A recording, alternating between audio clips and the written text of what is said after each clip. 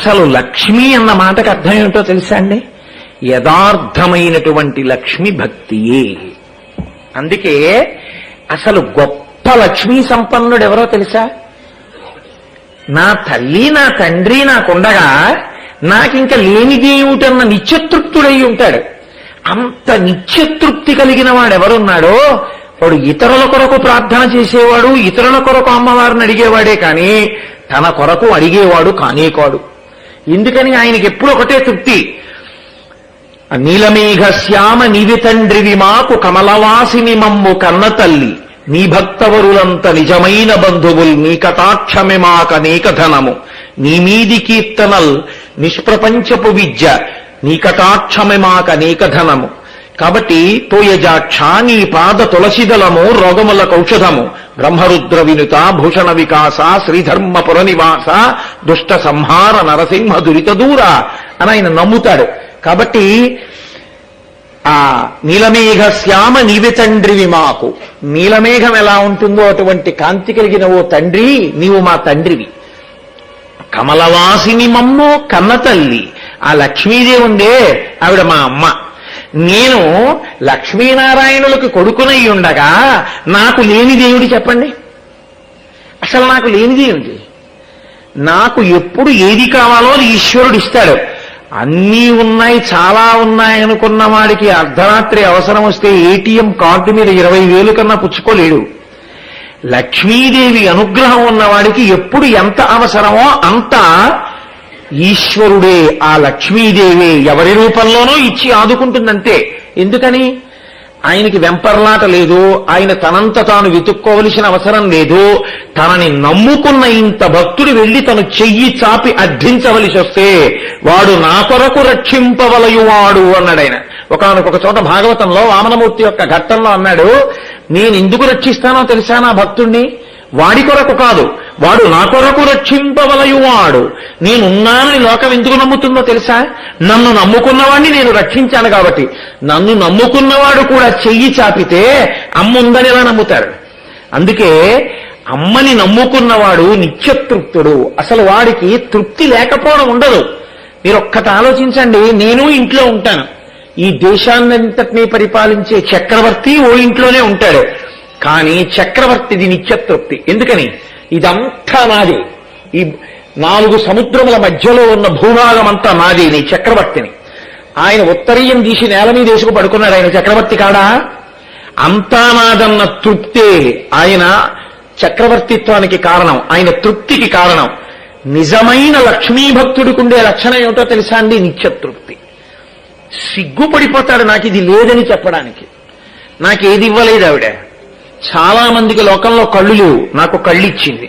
చాలా మందికి వినబడదు, నాకు చెవులు ఇచ్చింది. కొంతమందికి చేతులు కదలవు, నాకు చేతులు కదులుతాయి. కొంతమంది ప్రదక్షిణం కూడా చేయలేరు, నేను చెయ్యగలను. కొంతమంది అసలు నేల మీద ఇలా కూర్చోలేరు, నేను అలా కూర్చోగలను. కొంతమందికి తింటే అరగదు, నాకు తింటే అరుగుతుంది.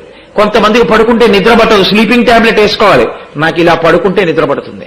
నాకెన్నడూ పీడకల రాదు. నాకంటూ కనబడితే దేవాలయాలు, సెలయేళ్లు, నదులు, తీర్థాలు, ఈశ్వరుడు, ఎవరో భక్త బృందాలు ఎక్కడికో వెడుతున్నట్టు, ఏదో శ్లోకాలు చెప్తున్నట్టు, ఏదో పద్యాలు చెప్తున్నట్టు, ఏదో పుస్తకం చదువుతున్నట్టు అదే కల వస్తుంది. నా గురించి అని అనుకుంటున్నారేమో, నేను ఎవరి గురించో మాట్లాడుతున్న మాట అంతే. కాబట్టి అటువంటి కలొచ్చి హాయిగా నిద్రపోతాను. కలలో కూడా ఈశ్వర దర్శనం జరుగుతోంది. అమ్మా, నువ్వు నాకేమీ ఇవ్వలేదు, నువ్వు నాకు అన్నీ ఇచ్చావు. ఓ కొడుకునిచ్చావు, ప్రయోజకుడిని చేశావు. ఓ కూతుర్నిచ్చావు, కన్యాదానం చేయించావు. అనువర్తించే భార్యనిచ్చావు.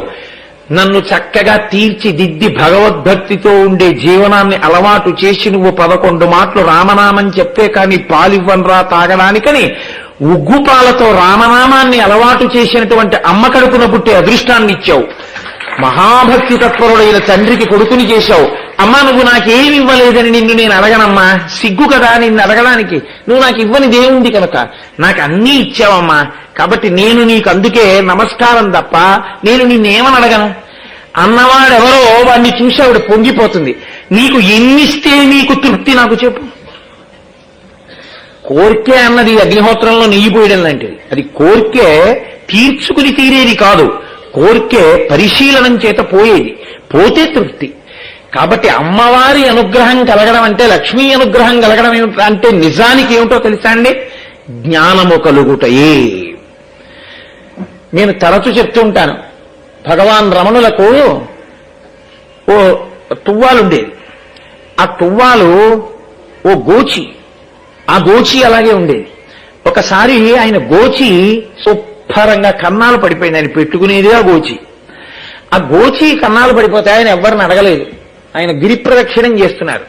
గిరి ప్రదక్షిణం చేస్తూ ఉండండి ఇప్పుడే వస్తాను అని రక్కసి పొదల్లోకి వెళ్ళి ఓ ముళ్ళు విరిచి ఇంకొక ముళ్ళుకి ఈ ముళ్ళుతో కన్నం పెట్టి ఈ గోచీలో దారమే తీసి ముళ్ళుకెక్కించి ఆ ముళ్ళుతో గోచీకి పడిన కన్నం కుట్టుకుని మళ్లీ గోచీ పెట్టుకుని బయటికి వస్తే, అయ్యో భగవన్ మీరు ఏమీ అడగరు, 4 గోచీలే తెచ్చిమవా అంటే, గోచీ ఇచ్చినవాడు, గోచీలో దారములు పెట్టినవాడు, గోచీ చిరిగిపోతే వెంటనే సూది రూపంలో ముళ్ళిచ్చినవాడు, ఆ ముళ్ళుతో కుట్టుకోవడానికి కావలసిన కన్నిచ్చినవాడు, ఇన్ని నా తల్లై నన్ను అనుగ్రహిస్తుండగా మీరిచ్చే గోచీ నాకెందుకు, నాకు లేవా ఇవన్నీ మా అమ్మిచ్చినవి, నాకు అక్కర్లేదనేవాడు.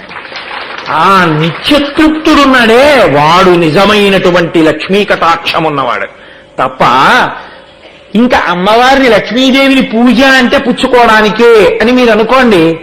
అంతకన్నా అమ్మకి బాధాకరమైన విషయం లోకంలో ఇంకేముంటుంది మీరు చెప్పండి. అమ్మ అన్న మాటకు అర్థం ఏమిటో తెలుసా? మీ ప్రేమని అభివ్యక్తం చేస్తే పొంగిపోయేది అమ్మ. మీరు ఎక్కడి నుంచి రండి, అమ్మకి సంతోషం ఏమిటో తెలుసా అండి?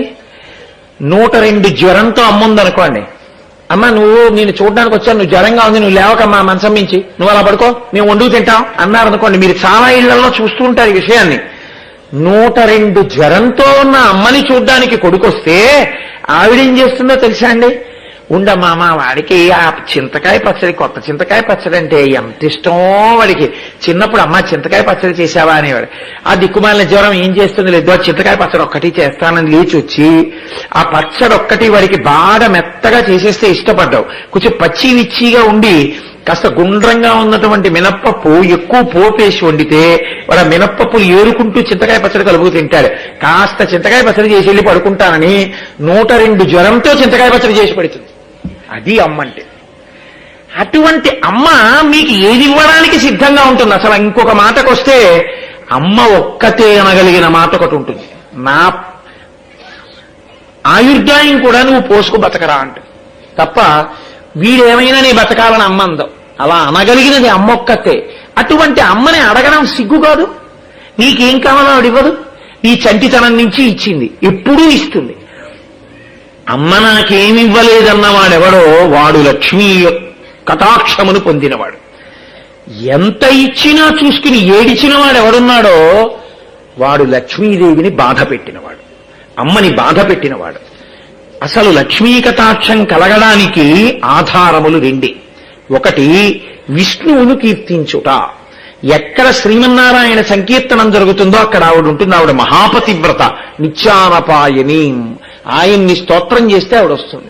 రెండోది ఏమిటో తెలుసా అండి? నాకేమి ఇవ్వలేదు నువ్వు అని అడుగుతున్నాడు.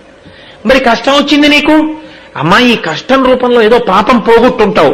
నాకింత కష్టం వచ్చింది కాబట్టే నేను వెళ్ళి ఈ కష్టాలు పోవడానికి మార్గం ఏమిటని అడిగితే, ఇదిగో నువ్వు లక్ష్మీదేవి పాదాలు ఇలా పట్టుకో అన్న మాట నా చెవిన పడి నీ కాళ్ళు పట్టుకోగలిగినటువంటి స్థితి నాకు జీవితంలో అన్వయమైంది, అది కలిగింది. అంటే ఈ కష్టాన్ని అడ్డుపెట్టి నీ పాదాలతో నన్ను ముడివేశావు, ఇక నా జీవితం తిరిగి చూసుకోక్కర్లేదమ్మా. కాబట్టి అమ్మా కష్టపెట్టింది నీ దగ్గరికి చేర్చుకోవడానికా, ఎంత సంతోషం అని కూడా నువ్వు అనగలిగితే ఆవిడ పొంగిపోతుంది. అందుకే లక్ష్మీ కటాక్షమును పొందడానికి మార్గం ఏమిటో తెలుసా అండి? అమ్మ దగ్గరికి వెళ్ళి, అమ్మ నువ్వేమివ్వలేదు, నువ్వు అన్నీ ఇచ్చావు, కానీ అమ్మ ఎందుకో మనసు కుందిందమ్మా ఈ విషయంలో అని అమ్మతో చెప్పినట్టు చెప్పడమే. అందుకే పెద్దలు ఏం చెప్తారో తెలుసా అండి? భగవంతుడి దగ్గరికి వెళ్ళి నాకు లేదన్న విషయాన్ని ఎందుకు చెప్పాలసలని అడిగారు. ఆయన సర్వజ్ఞుడు కదా, ఎందుకు చెప్పాలి, ప్రార్థన ఎందుకు చెయ్యాలని అడిగారు. ప్రార్థన అన్నది ఎప్పుడు చేసినా ఎందుకు చెయ్యాలని శాస్త్రాలు చెప్తున్నాయో తెలుసా అండి? నీకు లేదని వాడివ్వాలని మీరు ప్రార్థన చెయ్యడం కన్నా వాడికి చెప్పుకోవడం వల్ల నా గుండె బరువు తీరిపోయిందని ప్రార్థన చేయమన్నాడు. మీరు చూడండి, ఆయన మీకేం ఇవ్వలేడు, కానీ మీరిళ్ళ ఆయనకి మీ కష్టం చెప్పుకుంటారు. ఆయన అంటాడు ఏం బెంగలేదు, మీరు హాయిగా ఉంటారంటాడు. అమ్మయ్యా, ఏదో కాస్త గుండె బరువు తీరిపోయినట్టుందండి. ఆయన 4 ఉపశాంతి మాటలు మాట్లాడారు, సంతోషంగా ఉంది. నిజంగా మీకు అలా కలిసి వచ్చింది. ఆయన నోటితో ఒక్క మాట అన్నారండి, నిజంగా గట్టులు పడిపోయానండి అంటే. మాట మీకు ఉపశాంతినిస్తుంది, మీరు చెప్పుకోవడంలో మీ కష్టం తీరుతుంది. మీరు ఈశ్వరుడి దగ్గర చెప్పుకునేటప్పుడు ఇచ్చేయి అంటూ చెప్పడం మొదలెట్టారనుకోండి, అది కామ్యభక్తి. అలా చెప్పడం కన్నా మీ గుండె బరువు తీరడానికి దేవాలయానికి వెళ్ళి చెప్పుకున్నారనుకోండి, మీకు అనుబంధం ఏర్పడుతుంది. మా అమ్మతో వెళ్ళి చెప్పొచ్చాను. మా అమ్మ విని ఊరుకుంటుందా? పిల్లాడు బాధపడుతుంటే ఊరుకుంటుందండి అమ్మ? కూతురు వచ్చింది ఇంటికి, అల్లుడు వచ్చాడు, అల్లుడు గారు ఏదో స్నానం చేసి గుళ్ళోకి వెళ్ళొస్తాను అత్తయ్య గారు మామయ్య గారు నిలిపాడు. పిల్ల తండ్రి దగ్గరికి వెళ్తుంది ఏంటి? అమ్మ ఏదో పిల్ల పెళ్లి కోసం అని చెప్పేసి 5 లక్షలు కూడబెట్టామమ్మా, చాలా మంచి సంబంధం, కానీ వచ్చిన గొడవ ఏమిటంటే ఆయన వేపేమో దగ్గరగా 7,000 మంది ఉన్నారు భోజనం చేసేవాళ్ళు. 7,000 మందికి భోజనం పెట్టాలంటే మన దగ్గర ఉన్న 5 లక్షలు చాలదు, ఇంకొక 2 లక్షలు ఉంటే పిల్లని వాళ్ళ ఇంటికి పంపిస్తే ఎంత సంతోషంగా ఉందో. ఆ 2 లక్షల గురించే కొంచెం ఇబ్బందిగా ఉందమ్మా అని తల్లి దగ్గర కూర్చుని వంకాయలు తరుగుతూ మాట్లాడుకుంది. తల్లి ఇవ్వాలని ఉంటుందా? కూతురు రిటైర్ అయిపోయిన నాన్నగారి డబ్బు బ్యాంకులో వేసుకున్న అమ్మ ఆ డిపాజిట్లోంచి తీసి అమ్మ నువ్వు ఇచ్చేయి, నా కూతురు పెళ్లి చేసుకుంటా అని అడుగుతుందా? అడగదు. తన గుండె బరువు తీరడానికి అమ్మ దగ్గరికి వచ్చి చెప్పుకుంటుంది. అందుకు కదండి అసలు బరువు తీరేటప్పుడల్లా అమ్మ దగ్గరికి వస్తారు. అందుకే మొదటి ప్రసవం కూడా అమ్మ దగ్గరికి వస్తారు. అమ్మ పక్కన ఉంటే చాలా తృప్తి. అమ్మ అన్న మాటలో ఉపశాంతి ఉంది. ఇది చెప్పుకుంటే అమ్మ ఏం చేస్తుంది? ఏం పర్వాలేదు లేవే అని చెప్పి అల్ల వాళ్ళని ఓసారి అడగపోయావా, ఇలా వీళ్ళు మీకేం సర్దరా అని 4 పేర్లు చెప్పి రాత్రి భర్తతో ఉంటుంది, ఏం చేస్తాం, ఇద్దరం పెద్దవాళ్ళం అయిపోయాం, ఎలాగో 10,000 వస్తోంది వడ్డీ, మనకు అయ్యేది 4,000, 6,000 మళ్ళీ బ్యాంకులోనేగా వేస్తున్నాం, ఓ 2 లక్షలు తీసి దానికి ఇద్దాం, పాపం మంచి అల్లుడు వస్తాడు, సంతోషంగా ఉంటుంది.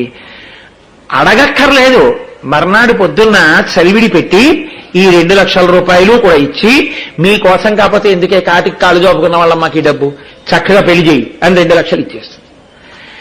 చెబితే చాలు ఇవ్వడం అమ్మ లక్షణం అండి.